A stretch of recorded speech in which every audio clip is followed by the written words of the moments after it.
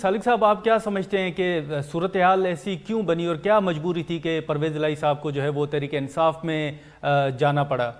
میرے خیال میں پاپولیرٹی ویو کی وجہ سے جو حقائق ہیں وہ تو یہی کہتے ہیں جی. یہ ایک وجہ ہو سکتی ہے مین، کچھ اور بھی وجوہات ہو سکتی ہیں، لیکن میں تو یہی سمجھتا ہوں کہ انہوں نے ایک فیصلہ کیا اور اس کے بعد واپسی کا شاید کوئی راستہ نہیں تھا، تو وہ انہوں نے پھر انہی کا انتخاب کیا کہ ہم اسی جماعت میں رہیں، کیونکہ پاپولر ویو چل رہی ہے تو اس کا ایڈوانٹیج لیا جائے.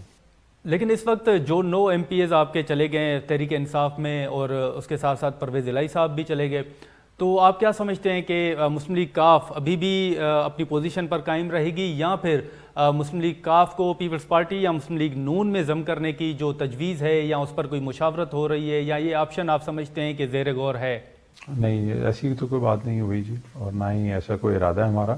اور ایم پی ایس گئے ہیں، ایم این ایز جو ہیں وہ ابھی بھی ہمارے ساتھ ہیں جی. طارق بشیر چیمہ صاحب ہیں، ہماری مسز فاروق ہیں، تو ابھی اوپر بھی جو ہماری پارلیمانی پارٹی کے جو ہیڈ ہیں وہ طارق بشیر چیمہ صاحب ہی ہیں.